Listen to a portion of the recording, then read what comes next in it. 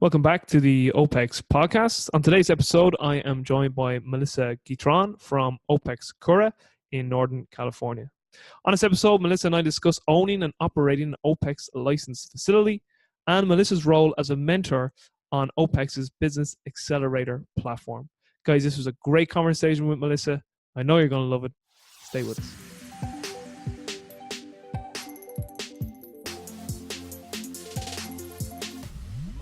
Thank you so much for making time. Just for the listeners, fill us in on your background.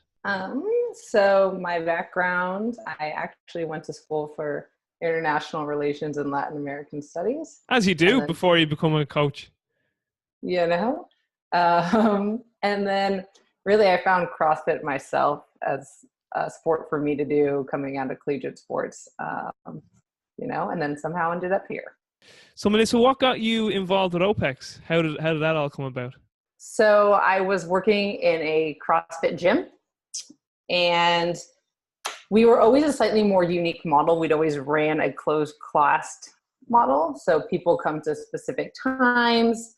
They have a coach. They see the same coach every time they come in. So we were kind of unique in that sense, as it wasn't a drop in whenever. We already had a kind of slightly more refined model. But even then, it was like you have these people and you see them every single day and you start to know their lives a little bit more. They tell you a little bit more about what's going on outside the gym. You're creating these personal connections. And then you have to put them into a 3-2-1 go workout. And Susie, who just said she wants to pick up her kids, is now doing Fran. So for me, I was already kind of starting to see some red flags of, hey, I really care about these people and the goals they're telling me. But then when we get inside the class setting, I have to have them all do the same workout. So OPT at the time was just the first thing I found that offered an education platform that allowed you to understand and learn a little bit more about exercise selection, how to connect the dots between the conversations you have off the gym floor and how that's reflected in the programs. Yeah, great stuff. So a question I like to ask any guest I have on the podcast or any human that I ever have a chance to interact with is about their influences. So who would you say have been the biggest influences on you, not only personally, but not only professionally, but also personally? So both your professional and personal influences. So I'd say the same person for both of those. When I first got into OPEX, I hired a coach. And that coach has been my mentor and mentored me for the past 5 years. So just as far as for, building my confidence, both within my training, but then also, making sure that I felt confident with the direction I was taking my gym. So when the question came, hey, do we take a leap with this new OPEX model? I was in one of the first cohorts to become a license. That's a scary leap. There's no one you can look at that's in front of you that's showing that this is successful.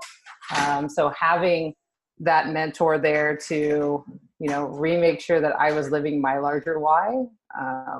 So I definitely say that Mike Lee was that person for me. Great stuff. And Mike, both professional and personal. Anyone else fall into either of those categories for you? Still, I'd say he's my largest one, only because, I think we can't separate the two, what we do in our businesses and also fulfillment outside of the gym setting. So Mike was always the person that made sure that I was finding balance, that the gym was a big part of my life, but that I also was fulfilling things that were outside the gym as well. So really great at making sure that I was finding balance. So when did the moment come where you're like, yeah, I'm going to open a facility? And talk us through that process. Like, talk us through your mindset. What were maybe some of your fears or trepidations? And then on the reverse side of that, what were some of your sort of motivating and driving factors saying, yeah, this is what I want to do? Yeah, so in my case, I made the leap to leave my old CrossFit gym back in 2014. So after coming back from finishing my level 1 CCP, I couldn't do the regular CrossFit anymore. Yeah. So even within that facility, we started to change the way we did the program designs and went to something that was a little bit less sexy, but more functional, and got kind of a backlash for some of the people in that gym and that culture. So I chose to split out on my own. And in 2014, I opened a CrossFit gym, but it was completely, if you ever followed the Big Dog blog, it was kind of a function-based program design. So everything was always written on the board with A1s and A2s. There was never really a WOD kind of like write out on the board. So that was my first play at creating my own culture. So even as a CrossFit gym, I still had the power to bring people in the way I wanted to run the classes the way we wanted to. So when we made the transition into being an OPEX gym, I think it was a little bit easier for me because my clients were already slightly used to what we were doing. It was just now, hey, an upgrade to what they were already receiving. Now, instead of all doing the same workout, whether it's a better written program, you get your own. So a question I always like to ask a business owner is about like work-life balance. I know some people say work-life balance is bullshit, but I suppose where I'm going with this question is, how do you try to maintain as much balance as you can in your life? So, like looking at all those factors, like, your own rest and recovery, your own sleep, your own nutrition, hydration, training, and then also, running this flourishing business. Can you just touch on that? Because I suppose for all the business owners that are listening, or potential business owners who are listening, it's an area that you hear a lot of people can potentially struggle with, and it's an area that kind of maybe holds a lot of people back from opening their own business because they feel that they just won't be able to juggle all those balls. So I'll be very interested to get your take on that. The first word that comes to mind is boundaries. Nice. So when you own a gym, you work for yourself. So you have to create a schedule that mimics somewhat a actual traditional job, if that makes sense. So sometimes the freedom to get things done whenever you want is not a good thing. Yeah. So setting boundaries of, hey, this is when I'm in the office, this is when I do these tasks, and then this is when I unplug.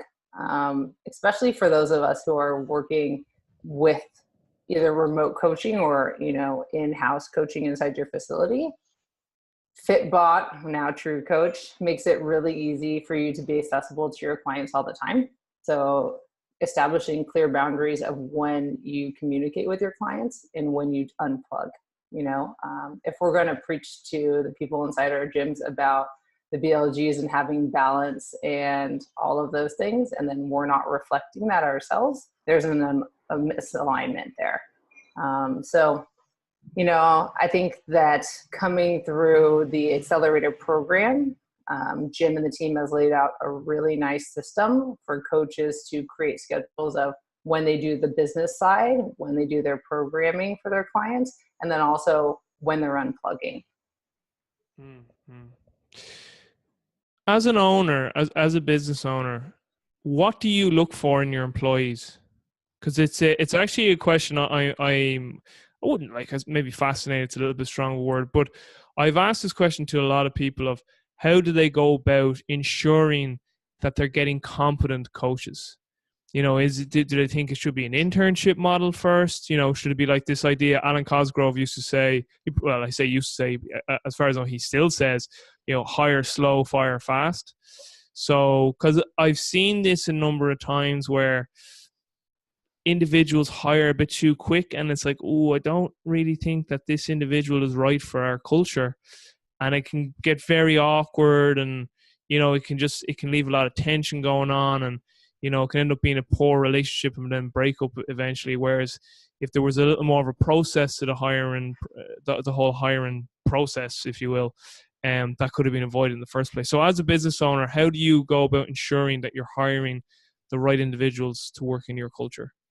100%, and I can say we've made our mistakes. I've learned how to fire when we transitioned, and that's like uncomfortable for a lot of people. You're gone. I think, especially too, if you were coming from a CrossFit gym, those are usually run by people who are all friends. You have a buddy who likes CrossFit too, so you hire them. don't hire your friends is my number one rule or recommendation. Don't do that. In our instance, I had a really great floor coach that was great at entertaining.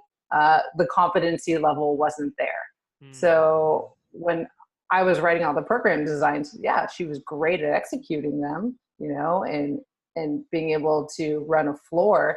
But when it came to the competency level of being able to write a program design, that wasn't there.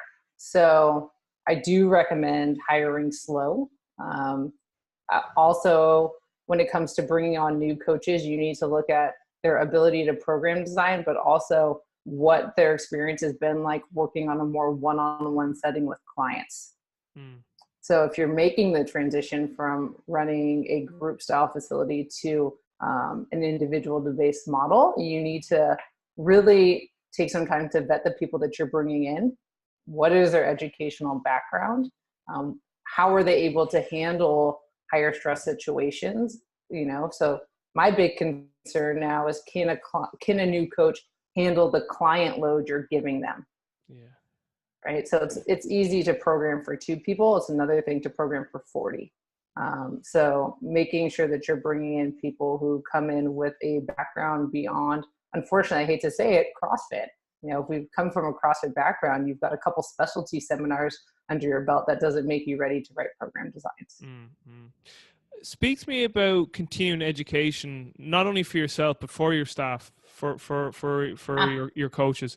How important is continuing education for your staff? And maybe give us an idea of, do you have a sort of system towards that? Do you kind of at the start of the year say, right, these are the continuing education sort of units or courses I think we should go after this year? Or do you look for feedback from your coaches, like ask them, what would you like to upgrade your skills on?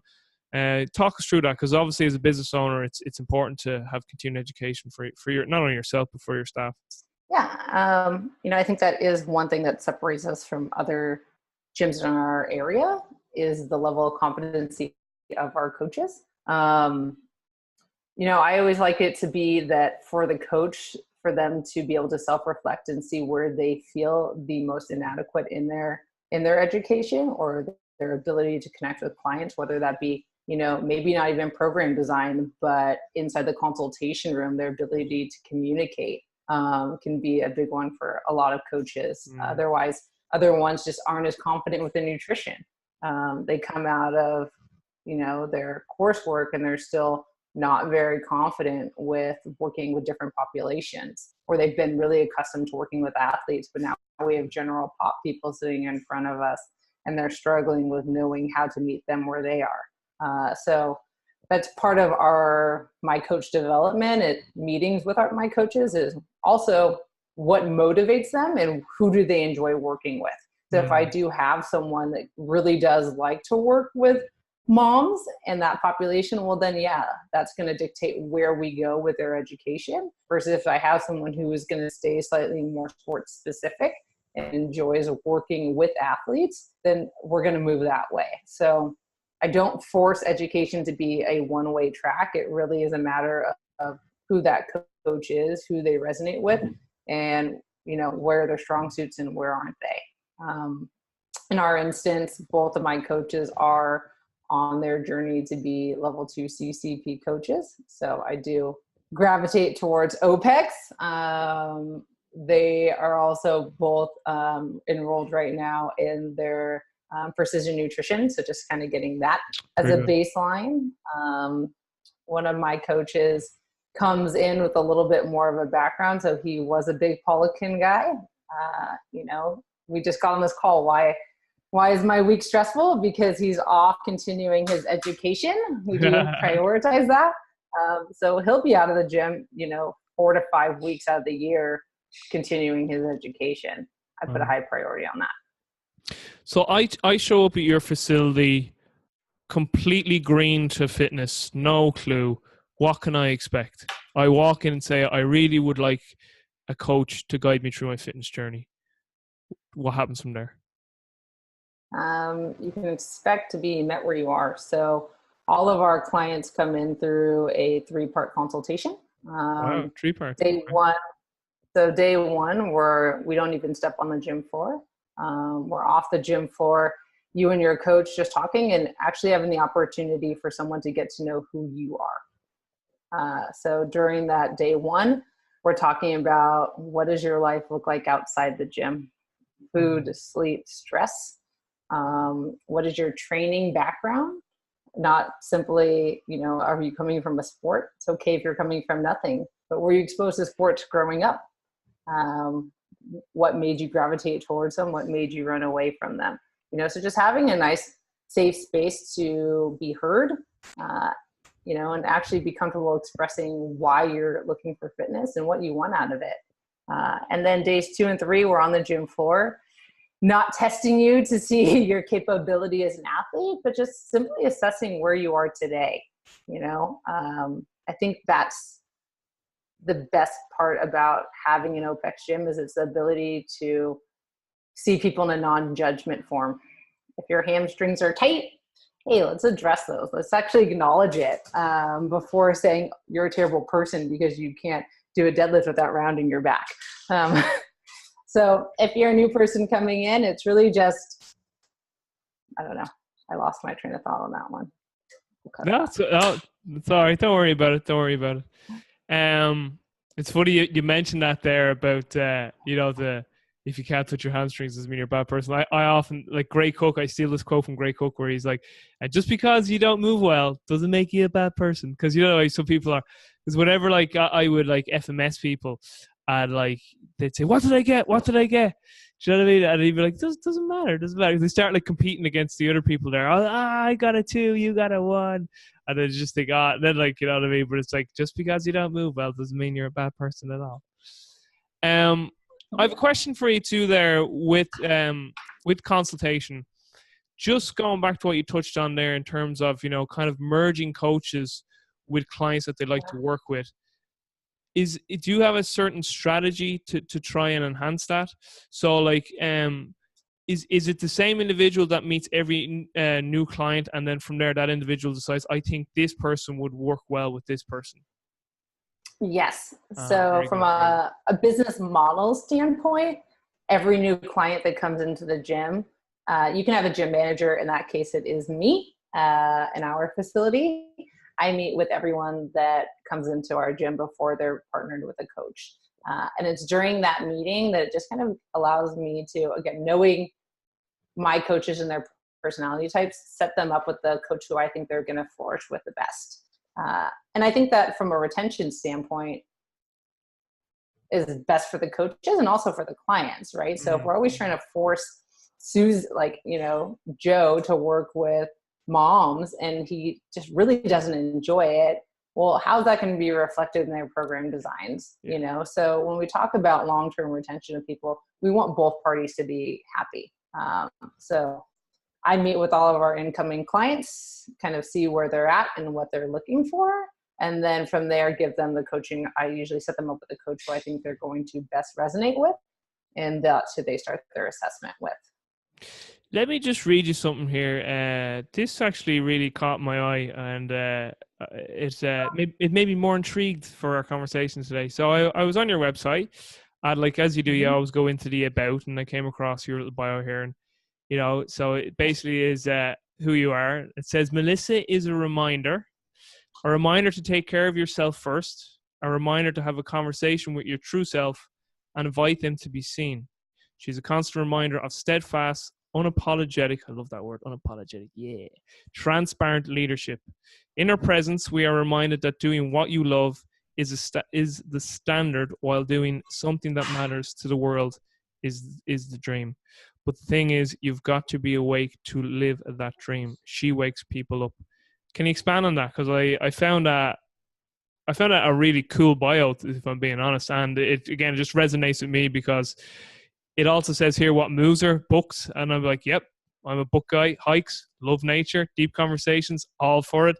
I really like this, the next generation of women, and then this community. So I'd like you to touch on maybe your bio, like where that inspiration came from to write a very, again, awesome bio, to be honest. And then this concept of next generation of women, to me, that sounds like, the empowerment of future generations of females. So maybe just touch on where that bio got the inspiration from and this idea of empowering future female generations.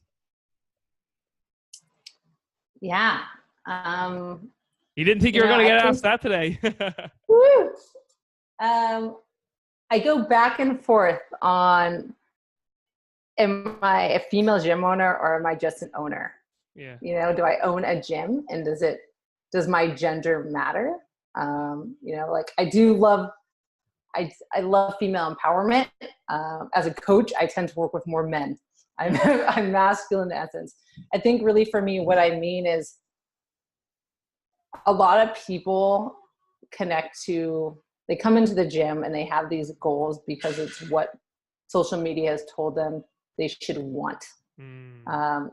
I found CrossFit because it was the first time that I found a tool that allowed me to connect to what my body was capable of versus what it needed to exactly look like.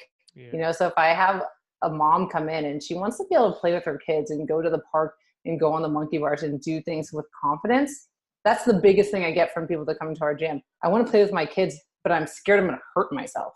Yeah. Okay, well, does being a size 2 make you more capable of being able to go play with your kid? Like, why is the size we are or the weight we are, how does that impact your ability to live your life larger? So that's my biggest push is, you know, meeting people when they come into our door, really listening to where they're coming from. And when I say waking people up, it's letting go of everything that we've been taught in social media as the answer to get where we want to be, and just getting people to be okay with who they are, comfortable in their own skin. Because the more we become that, the more we show up in other parts of our lives. You know, and so when it says the next generation of females, yesterday night, actually, I came home and I was talking to my boyfriend. He's like, man, why are you so excited? I'm like, because I think I needed this client as much as she needed me. And so I have a new girl, she's 17, was in a CrossFit gym, but also smart enough even at 17 to realize, hey, this group model is not for me. I need to seek out a coach. And it's awesome to have someone that age and be able to give them guidance on how to move well, she's coachable. When do you get a 17-year-old girl that walks into your gym that's wearing still basketball shorts? First off, this is what makes this girl great. She's not wearing I love Lululemon, but she's not wearing like Lululemon booty shorts. She's still wearing regular length shorts, and coming in and just wanting to learn, actually learn how to move well, be taught how to do strength and conditioning. I think that's also a big thing for me is most teenagers or most girls, we were never introduced to the weight room. Yeah. Right. That was like specific to guys, you know? And then by the time you did, it was like, you know, you go in and you get on the elliptical. So from like middle school till college, there's very few girls that are ever getting to go into the weight room and learn how to move weights.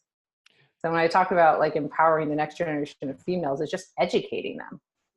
Did like a lot of what was covered in consultation in OPEX, do you feel like that helped kind of cement and facilitate your whole mindset around what we just touched on there in terms of, you know, clients and us sort of reflecting our priorities onto clients and realizing that actually we kind of want to meet people where they're at. And then also as well that, you know, we all have our different perceptions of reality. So like, do you feel that the consultation model within the CCP program like really helped with that understanding on your part? 100%. It was actually consultation that first made me, I guess, wake up to my unfulfillment in coaching group fitness. You know, the original CCP kind of format was a little bit more hands-on. You had to write and do a lot more practical work. And I wanted to do consult with every single person in the gym. So I was over here, Sharon will love this, but like, you know, I was writing out NEPA, it's one of the frameworks we use to, you know, work with clients. Like I had a binder full. I've met with every single person in the gym. It was doing these consults and like spending hours writing all this like NEPA stuff and going back through my frameworks and like reassessing, you know, all these things. And that's when I was like, wow, like when you actually sit down and talk to people and hear their stories and like, you know, what brought them in the door, you can unpack so much, you know, and then you also start realizing that sometimes that what you do on the gym floor is such a small piece to the puzzle. Yeah. You know, so when I say meeting people where they are, it's like when you actually allow people the opportunity just to talk to you and, you know, explain maybe why they're unhappy with where they are in their fitness or their bodies or what's stressing them out. It can be very powerful. You know, I've had many of clients that we come in and they looked for a gym and they end up changing careers or, you know, getting out of unhappy relationships because they thought that the gym was what they were looking for, but they were looking for something so much more. Yeah, yeah. Something that actually came to my mind that I meant to say to you just after you spoke about, you know, that 17-year-old girl as well, and just sort of basically touching on like your sort of why you do what you do, is that like what came to my mind is that, you know, you're using fitness to develop a deeper sense of self-awareness. That's kind of what came into my mind as you were speaking. So yeah, it's beautiful. So it is. As a business owner, Melissa, what would you say have been the biggest lessons you've learned so far?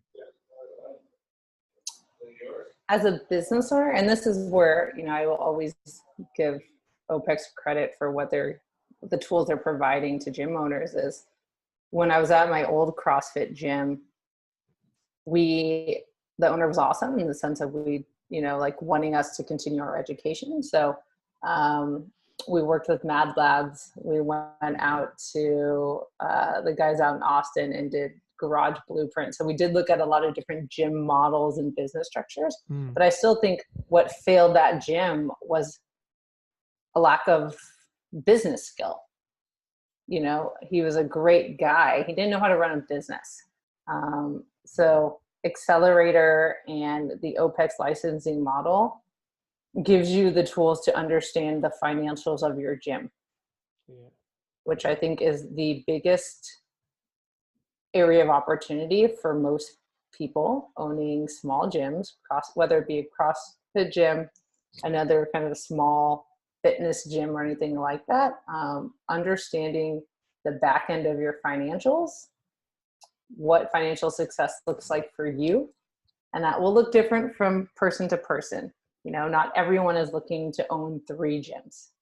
But if you are, how can we measure success in gym 1 before we think about what even 2 or 3 would look like? How do you bring on new coaches? We talked about hiring coaches. How do you bring coaches into your facility, and when do you do it? At what point? Where do you need to be financially successful before you even think about bringing a coach 2 or 3 on, right? Where we're not hiring 5 coaches because there's a possibility that one day you'll have 200 members and all of a sudden now you've got 5 coaches on your staff and you can't pay them. If I was to reach out to you and say, I'm going to open an OPEX facility or even just a facility, but like I really like what I see from OPEX, what advice would you give me starting off? I know you kind of touched on some things just there now with your lessons, but is there any other things that particularly stand out where you're like, for me personally, this is what I would recommend? So it would be depending on where you're coming from. So if you're just a coach in a gym, if you already own a gym, those are kind of some like first kind of questions I would look at. But actually I just had this conversation with a kid last week, and the first thing was competency. Do you have the time to make sure you understand how to write programs? Because in the beginning, that can be one of the most overwhelming parts, is now we're running the business, and you also now have to know how to program design for a load of clients versus writing one program for a whole entire gym. So that's number one, is like, hey, what education do you really have? And that's in a non-judgment way. If your only education is a level 1 or a level 2 CrossFit, you may need to go back and go, you know, reevaluate your education, whether that's through some of, you know, OPEX is great. There's a ton of education you can start with without going straight into CCP. So I would start there to just build up your confidence, your competency in program design. would be the first place to start. Just a question for you too. As you just touched on there about competency, would you prefer to have someone who is very competent and from a personality, emotional intelligence standpoint was okay, or would you rather have someone like who was like, really can connect with people but aren't competent? Like, which of those two? Because I know most coaches that I've dealt with and business owners, they'd always prefer to get the person who's like really good with connecting with people because they feel that they can teach them to be a better coach or technician. Find that one to be so sticky. Oh. It can go back and forth, especially we're going on almost 3 years now of being a completely OPEX style gym. And I still think there needs to be some levels of competency. I used to think that could always be taught.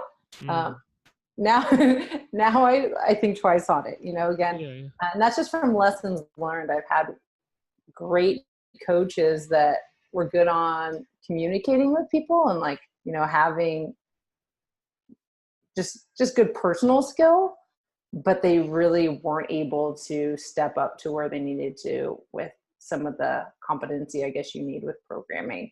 Yeah. And that's it too, I think that's also just the landscape of fitness right now is a lot of people coming into, you think about like an Orange Theory or Barry's boot camp, and their value is based off their own personal physique and their ability to entertain a group. Yeah. So, I think that is the unfortunate part of where fitness is kind of going right now is you have a lot of these instructors who they're based off of their Instagram following, which is how they appear. That doesn't make them, that doesn't say anything about their actual ability to coach someone and actually be able to help someone on the floor as an actual coach and not someone who's just smiling and giving you motivational speeches. So I do think, if I'm giving advice for someone who's coming into this, you need to look for someone who's actually smart and bring something to the table on that end. Great stuff. All right, we just finished with some more sort of quick fire rounds. So, how do you learn? And so what I mean by that is what's your learning process? So there's a specific topic and you're like, I want to really get a full grasp of this topic. What's your process? Do you get books on it? Do you get audios? Do you get podcasts? Do you watch YouTube videos? Do you contact an expert? Do you do all those things? Do you make notes? Do you highlight? What do you do? Do you go to the library? What do you do? I'm fascinated by how people learn. I really tried to get into the Audible thing. Just wasn't. I'll do it for fun books. If you have a really great author who's fun to listen to. But I definitely am a person that needs to read and highlight. I don't know if anyone else ever did this in high school, but I was a big fan of Cornell Notes. So I love taking notes, and Cornell Notes is basically you take your outline, and on the other side you're writing your questions, and then you go back and re-go through your outline and answer your questions. And so I'm much give me a book, a highlighter, and let me take a ton of notes, and then follow that up by finding an expert. So, as much as going back and taking courses is great, when I wanted to learn more about some of the DNS style stuff, I found a really great person who I could just study under and spend time watching them work with clients, doing more work like that. So I really do gravitate towards books and then finding a mentor or an expert and just listening to everything they have to teach me, much more than watching a YouTube video. I'm a tactile person. I need to touch and feel and be hands-on. Yeah. And what did you say there? Did you say DNS? Was that what you said there? Yeah. Okay. So I think there was this big phase where everyone's like, oh, we need to study people's breathing patterns and everyone has dysfunctional breathing. We have a really great, for me again, as a business, create connections. So, I looked around my area, who was the expert, who was the best physical therapist, who understood what we do, where can I find them, and then how can I learn from them? Which Well, I know also you're is really great trying to build a business, because yeah. the better connections you can make in your community, instead of pushing away people that may be outside of, just because we're a gym and they're a physical therapist doesn't mean we can't create connection. Absolutely, yeah. I know you said you're Northern California, but you have Greg Levinson there. He's down in Southern California, though, but he'd be a big DNS guy, so he would. Yeah, I met. I actually went with Michael Band, and I went out to one of his courses out in Scottsdale at Exos. So yeah, great stuff. Great stuff. Great guy. A day in your life, what does it look like? I know we touched on the work-life balance, but what does an actual day in Melissa's life look like? What time do you rise? Do you have a morning routine? Where does exercise go in? What's your whole nutrition process? Do you meal prep, or do you know where you're going to have your meals? Or you strike me as someone who likes to have things as planned and as controlled as you can control. I'm getting that off your little note cards you just mentioned. I was like, oh, this girl likes control. Yes, I do. So I thrive off routine. I think most of us do. So Yeah, I wake up at the same time every single day. So I'm up at 4:40. I do start with that AM cocktail. So my apple cider vinegar and lemon and Himalayan sea salt and water. I shower. We have a dog, so that's a part of my morning flow, is walking the dog, and then my day starts. So whether I'm on the coaching floor or I'm working on the back end, I do still keep that same routine. This is why we didn't talk on the mentorship too much, but this is one of the first things I tried to hammer in with the OPEX gyms I mentor, is create a consistent routine. So my wake is the same, my sleep time is the same. I train at 10 a.m. not every single day, but all my training days are at 10. So that was a big one too, was making it a non-negotiable of when my training fits in to the schedule. Because there was a time when I would just put everyone first, and then I would put my training on the back end. And my training is what actually keeps me balanced and gives me the energy to show up and be present in the other parts of my life. So that is a non-negotiable. That is my time. Food prep. I'm a little bit of I think a weird one on this end. I food prep with my mom. So my mom is one of my clients, and so we trade. I write her program design, and she does a lot of my food prep. So our family connection time is on Sundays. I go to her house and we hang out for a couple of hours. We food prep, because prepping for one person versus prepping for four I think it's easier to prep for more, especially when you're buying your proteins and your vegetables, so we food prep out for the week for me, and then her and my dad. So they're eating healthy too. And the whole family is doing well. So that's our family connection time, is we meal prep together. Yeah, that's great. Killing a lot of birds with one stone there. I love it. Go on and continue. Yep. And then also, from, I guess, a schedule standpoint, we talked about this in the beginning. I have like a set day. So whether I'm on the coaching floor or not, I think a lot of gym owners waste a lot of time on social media. I don't. I have a certain day of the week that I do all of our social stuff. Very good. I have set days that I do my program designs. So I don't try to write for, right now I have a load of 45 clients. I don't write for them all on one day. So I block them out. I have 3 different days I program. I have my clients broken up into different groups. So for creative flow sense, I'm not going to program for a beginning mom on the same day as one of my higher end CrossFit guys. So I kind of block out my program days of when I'm most creative and when I have the most energy. So really just, as we've gotten into running an OPEX style gym, creating a really nice schedule of balance between when I'm on the coaching floor, when I'm working on back end, and also then when I'm unplugging. So love it. as a person and as an owner, what's the one part of your personality, or as James would say, your essence, that you feel may have been self-limiting and that you've tried to work on? Ooh. So basically, I'm asking: is there a particular weakness you see and that you've tried to improve on or work on as yourself over the years? There's two. I know where on the business end, I know that my biggest weakness was still not doing the bookkeeping, but I don't love it. Yeah. So like not sourcing that out, but having a better bookkeeper, having a good accountant so that, that's, the things you gravitate to avoiding in your schedule. That would be it for me. I don't like doing it. I'd And say then I'd say also, nearly every gym owner could resonate with that, or coach. but it was like just being okay to say like, I don't like it or I'm not good at it. Yeah. I hated math. Like, or look at the classes I avoided in college. Like, I didn't want to do that. So I'd much rather do our marketing and social media for sure. And then also, for me, I have a new coach now. I'm working with Carl Hardwick.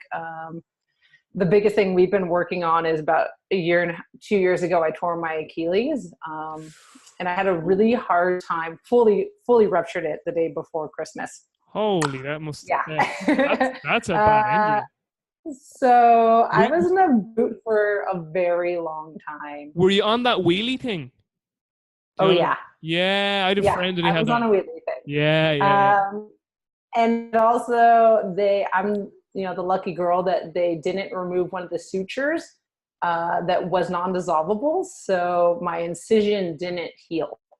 So they had to go back in and flush the whole entire incision and leave an open drain hole in my ankle. So I was in a walking boot for almost a year. Wow. And so that was, as an athlete, the hardest thing to bounce out of. Was, how do I re-enter back into my fitness and what does that look like now? So, Melissa, if you don't mind me asking, what did you, sorry to interrupt, just I'm fascinated now by that. Sorry. What did that whole experience, like, what teach you? What did you take away from that? Because I've got no comprehension. I've been very lucky that I've had no major injuries, but like, I'm like yourself, like, we're both addicted to exercise in a good way. It's a good addiction to have. Like, how was that, like, how did that experience shape you? What did you learn from it? Like, looking back on it now. Yeah.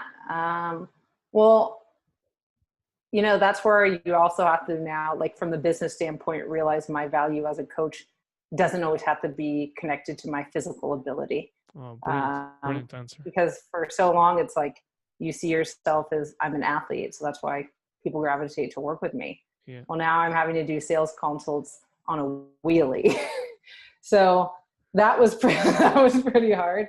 At the time, thank God for Mike Lee, he did do a really great job at giving me things I could do. So I did a ton of upper body training during that time, but it's hard. My stress management is going out and hiking outdoors. Yeah. Right. When I need a break, I go outside. So that was taken away from me and that was really hard. But now coming back into where I am now and working with Carl, it's him asking me the questions of where do I see myself in 6 months from now? What do I miss doing? I miss running, genuinely miss feeling like I can go out and run without the fear of what I'm going to redo to this ankle. Yeah. And he's done a really great job at building back up my confidence. So that experience, I think the biggest learning is it gave me the opportunity I say that year was a year that I internally focused on building my business. If I can't be out physically using my body, what can I do? I can be as present as possible for my athletes, cleaning up the systems inside my gym. And now that I can move good, I can, externally express all those things. No, I love it because, again, it's kind of the reason why I wanted you to expand on that was, like, you can see things as an obstacle or an opportunity, like Ryan Holiday's book, The Obstacle is the Way. And, I suppose reflecting back on it now, you could be like, you know, at the time it was tough, but reflecting back now, the business grew. I got better as an owner. It really grew me as a person. And like you probably say, and I don't want to put words in your mouth, but it's kind of one of these things where, like, you know what, I wouldn't change it because it has made me a better person. I've grown an awful lot from it. I'm just always fascinated with adversities like that because, again, like, both of us are in the fitness industry, and a lot of people will resonate with this. Like, we so self-identify with our bodies, whether it's the actual physical appearance or the capabilities of our bodies.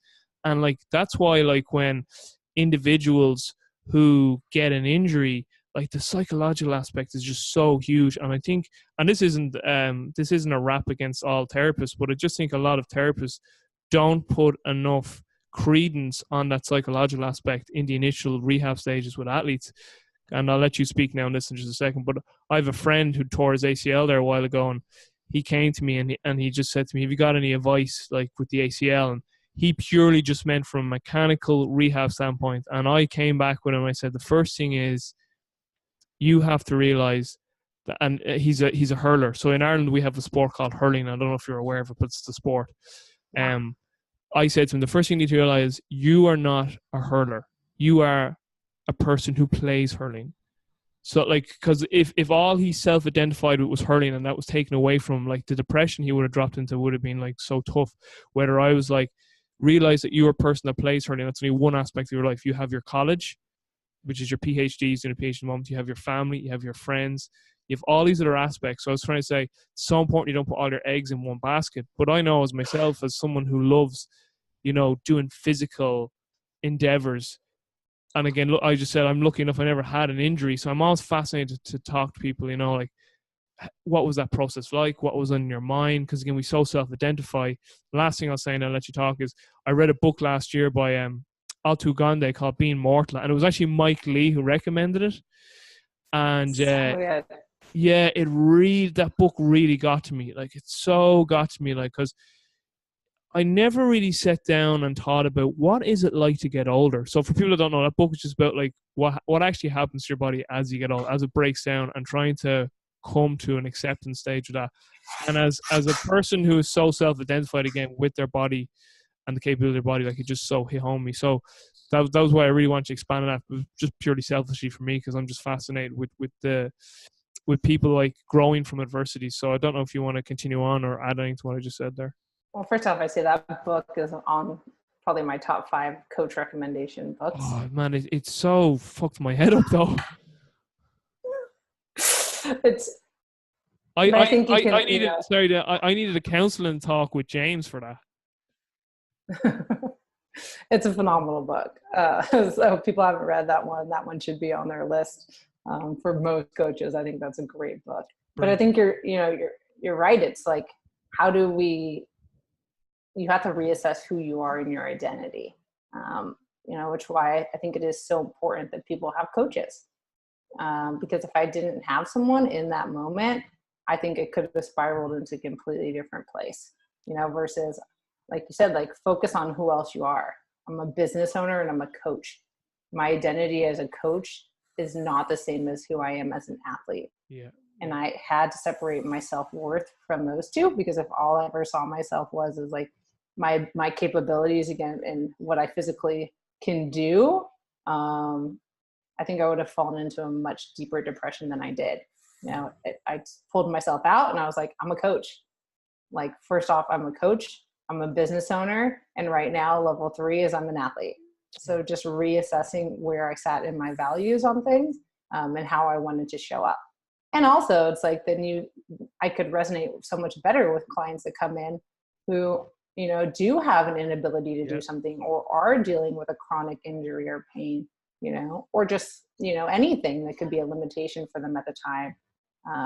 If I fall apart, well, then what am I showing to my clients? Yeah. So it was a really great, again, like you said, I think it was, I can look back and I don't ever say I don't regret. I mean, I don't regret it. Like, so much came out of that year and I grew so much as a result.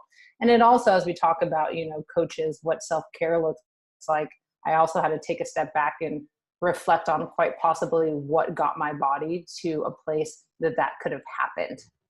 Right? Was I burning the candle at both ends for a while? as a female, how many years did I overtrain and undereat because I thought that's what I should do, that possibly put my body into a place that'll, for that injury to take place in the first place.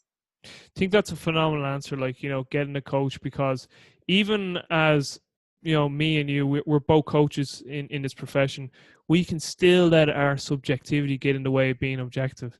And it's like, and like, we even know, like, we would be the ones giving this advice to someone else, but yet we're brutal at taking it ourselves. So it's, I think, getting a coach definitely is without question, is definitely a big thing. But another thing too, with just an injury, and I often say this when you get sick, is it really makes you appreciate when you have full health of your body.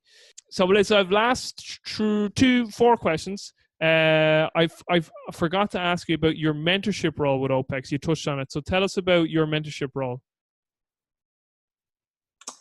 Yeah, so if you aren't familiar with kind of how the OPEX Gym model works, is you go through an accelerator course, which is where they give you all the education you need to be successful at running your business.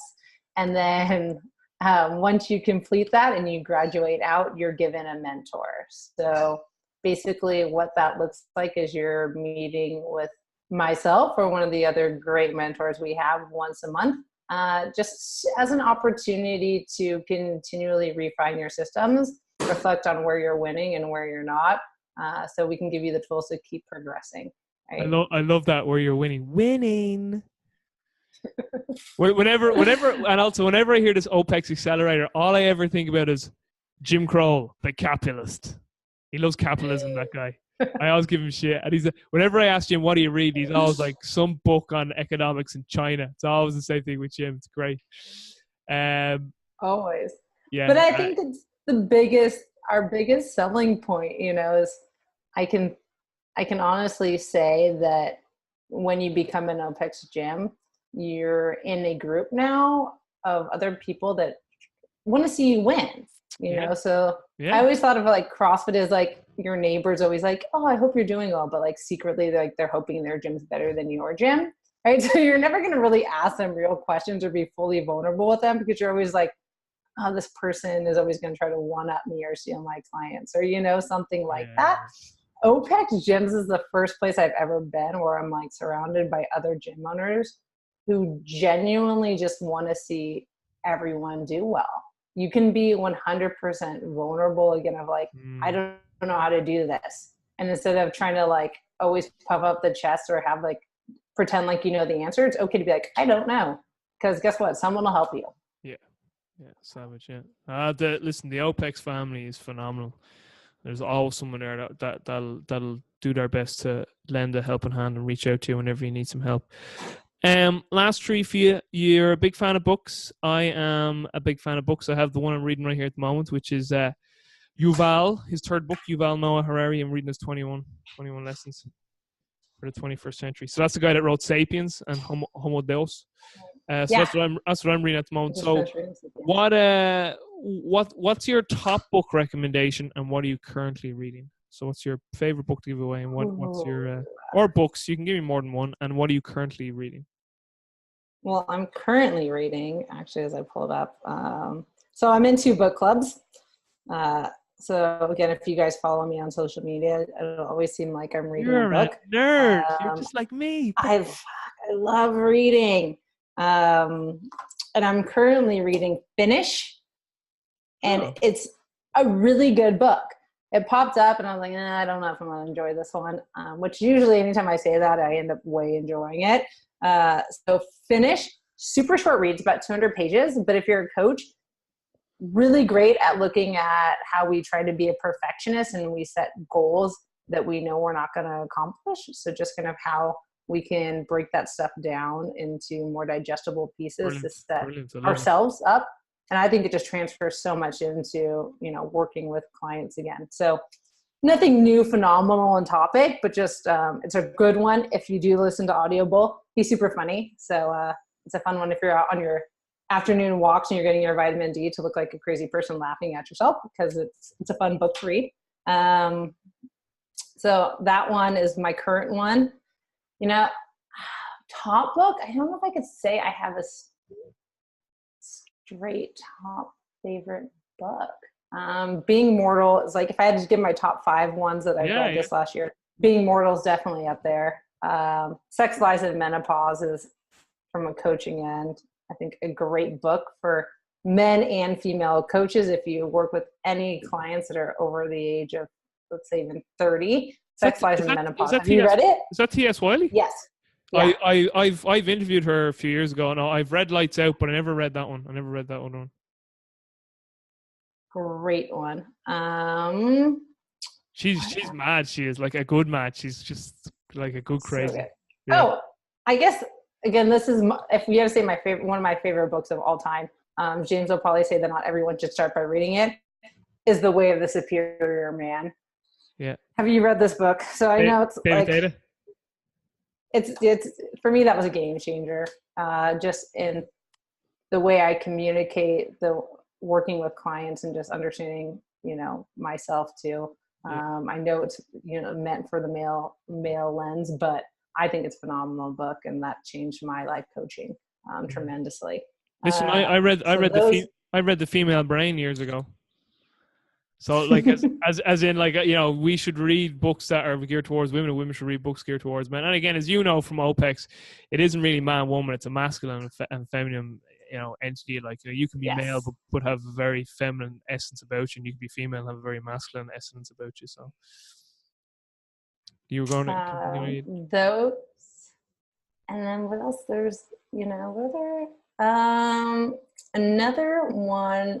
Last one I've just read recently that was actually a really great business one is called Worklife. Yeah.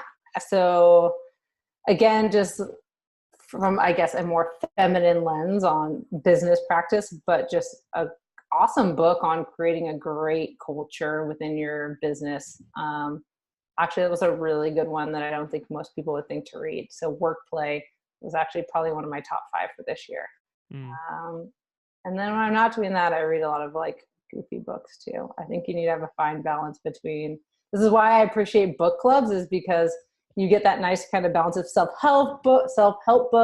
I can get my educational books, but then also you can just read sometimes some good fiction that are just books that are worthwhile to read. Yeah, I recently, and I know this is a book most people say, I can't believe you only read that now, but I only just recently read The Alchemist, which is a fable, obviously, and I loved it. So good. Yeah, it was really good. Last 2 for you. You've got 1 year left on planet Earth. Now you're not you're not dying. You're just, as I say, you're going on to the Starship Enterprise, and you're gone, and you're never coming back. It's a one-way ticket, baby. And you've got 1 year left though to enjoy the planet Earth before you leave. What would you do with that 1 year? Travel and go to music concerts. Yeah, that's definitely what I would do. What music? When I'm not in the gym, and I get a lot of like people make fun of me this quite a bit. My boyfriend doesn't understand me. Like my vacations can be 2 days where I just go by myself and I just like need to go see music. So everyone's like, why are you in Florida? Because I still listen to a lot of the bands I listened to in high school and college that are like weird, obscure, folky music. And that's like, that fills my cup back up. Great. So like live music, and I don't need to do it with another person. I think it's a great not shared experience, because if I bring someone and they don't enjoy it, that I have like this I'm letting them down because they're not getting the same feeling I am. So live music, and then travel. I travel more. All right. I don't know if you've listened to any of our podcasts, but this is the usual standard last question I ask. So I'm taking you for dinner. Your boyfriend is coming, so he doesn't count as one of the guests. And you can invite 5 people to this dinner, dead or alive. Who would you bring to this dinner and why? So you can invite 5 guests, dead or alive. Who would you bring and why? 5 people. Any 5 people? Brene Brown. Brene Brown. She's definitely on my Brene Brown. Yeah. Adi Kaju had her. Brene Brown. She's got a lot of books. I just feel like if there was one person I had to meet on that end, it would be her. Gosh, I don't even know. I'm so bad at these type of questions. These are like monumental Everyone, people that nearly you everyone's the same thing. Like, I don't know, I don't know. You do know. What I'll say is, listen, just whoever comes to mind, be authentic in the moment. Because what happens is, listen, people try. What I see, because I ask this question all the time, and people like in their mind, I see what they're doing. They're like, oh crap, if I don't say profound people, and then after the show, I'll be like, oh, why didn't I say them, or why didn't I say them? Just be authentic, whatever comes to your mind. So Brene Brown's a great one. Yeah, I think that's it. Like, I don't want to hang out with a bunch of random people I don't know. Like, I would just want like Brene because like I feel Okay. like she brings like the table. Like, if there are 5 people that I wanted to see right now and be surrounded by, it would be it would be Carl. I'd want my coach there. Cool. Yeah. Okay. I'm Yeah. really connected to him right now. Like, we're really thriving and like I'm really enjoying working. So like he would definitely be at my table. Um, I would also want Sean from South Baltimore because we do all of our mentorship stuff. And it just stars have not aligned for us to actually like ever be present together in the same room. Like, if that makes sense. We do all this stuff now online and Zoom, but like we never actually get to see each other in real life. So I would Yeah. definitely want him Yeah. there. That'd be a funny combination. Now we have Brene, Carl, and Sean. And then I need 2 more. I don't even know. I don't know. I'd have to. It would Yeah. be a table. It would be 3 of us, and that was it. I don't know yet. Cool, cool. Just so you know, you can bring other relatives, like it's just your boyfriend doesn't count. Because some people might say, oh, and a grandmother or a grandparent or their mother or father, even, you know. I remember, like, I asked Ben House's question. Ben was just like, my family. That's who I want to Yeah. have dinner with. That's what he was like. So, but I, you know, listen, I'm very I'm very fortunate that my parents live very close. Again, I trained my mom, so I have enough. for I the have enough of my longest parents. for the longest time, clients would like didn't understand like why is she kind of mean to that lady? I'm like, that woman is my mom. Like, I would never talk to any other client like that. Like, mom, we've gone over this tempo how many times? Like, you understand what that tempo I'm is. actually surprised that you train your mother because you know earlier on you say don't go into business with your friends. I was actually in my head I was like, and don't train your family. That's the other rule. Because I was She's the the same. fittest lady in our gym. Yeah, That's great. works out That's great. well. But Melissa, where can people find out more about you? And if they want to get in contact with you or in touch with you, where would the best places be? Yeah. So you can follow our gym, OPEX Kura. So I mean, that's we have a brand new, beautiful website. So if you want to learn anything about me, any of our coaches, or what we're doing inside our facility, head over to opexkura.com. And then, like everyone else, Instagram. So Instagram is where you're going to find out the most about our gym and myself. And so Yeah. I am Melissa Tron on Instagram. And those are the 2 big places. Not a big Facebook person anymore. Usually it's going to be the Instagram or the website. Yeah. Hear that, Zuckerberg? You're out. Uh, just one last thing. The name, the name for the gym. How did you come up with that Correct. name? So our story, when I left my old CrossFit gym, it was slightly abrupt. It was not, the happiest exit. So imagine you're doing your individualized program and all of a sudden you don't have a gym to train out of. So you go to 24-hour fitness and your coach has you doing handstand push-ups and rowing that's like across a Globo gym. And now all of a sudden you have all these people staring at you and you're the crazy person. What do you do? Our founding members are the Nakakuras. They had a beautiful garage gym that was not being used. And so they gave me their garage. And for 6 months until we found a gym, we ran our classes out of their garage. So How big was it this went from garage? 5 people to, we're talking a regular garage in a cul-de-sac where they allowed me to train my clients out of there. We had classes of 10 to 12 people in this cul-de-sac. And their last name, Kura, what it means in Japanese is it's a warehouse where when they would go on their voyages, they would store the treasure or the loot they would find. well, what is, our gym? It's a garage with a treasure inside, which is our clients. So that is why we are CrossFit Kura and why we've held on to that name. No matter where you go, Kura is kind of our home. Love it. Absolutely love it. And what a better way to finish out the podcast. So, Melissa, thank you so much for your time.